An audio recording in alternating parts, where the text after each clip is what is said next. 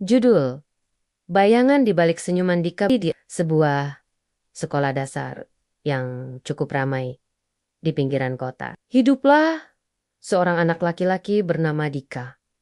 Ia duduk di kelas 5 SD.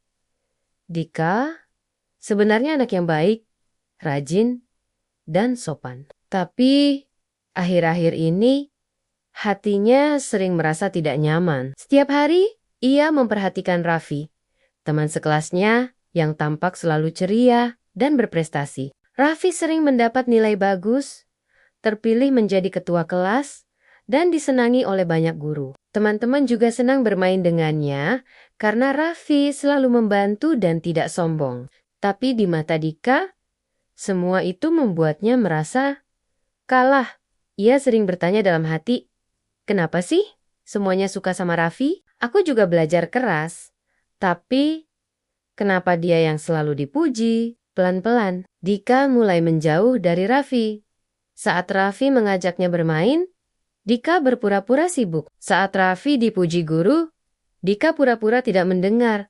Padahal hatinya terasa panas. Suatu hari, guru mereka, Bu Rini, mengumumkan akan mengadakan lomba kebersihan antar kelompok kelas. Semua siswa dibagi menjadi beberapa kelompok. Dika dan Raffi masuk dalam kelompok yang sama.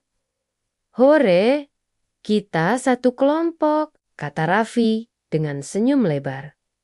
Tapi Dika hanya tersenyum kecil. Dalam hatinya, ia kesal karena harus bekerja sama dengan Raffi lagi. Selama persiapan lomba, Raffi aktif mengatur, membersihkan, dan memotivasi teman-teman. Tapi Dika memilih diam. Ia tak mau mengikuti ide Raffi. Bahkan saat Raffi menyarankan untuk mendekorasi kelas dengan tanaman hias, Dika dengan sengaja membiarkan tanaman itu layu karena lupa disiram. Apa gunanya Raffi jadi pemimpin kalau tanamannya mati juga? Gumam Dika dalam hati. Tapi anehnya, Raffi tetap bersikap baik.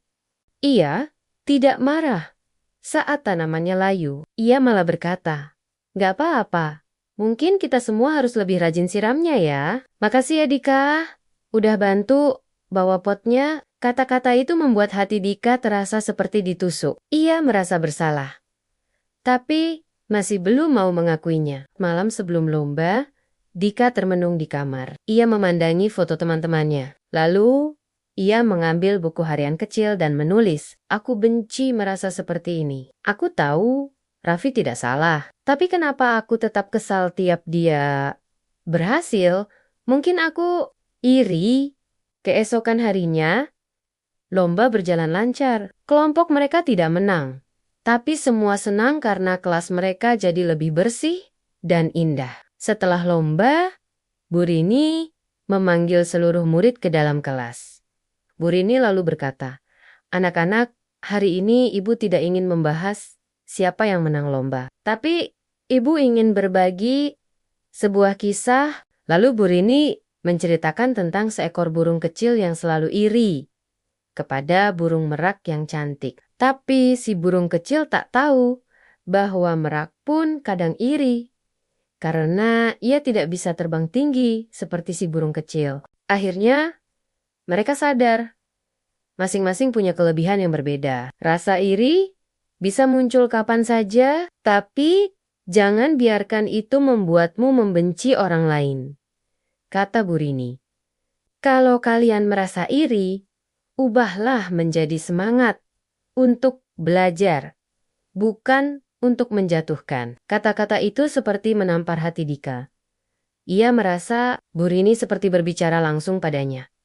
Malam itu, Dika menulis surat. Isinya singkat, tapi tulus. "Raffi, maaf ya.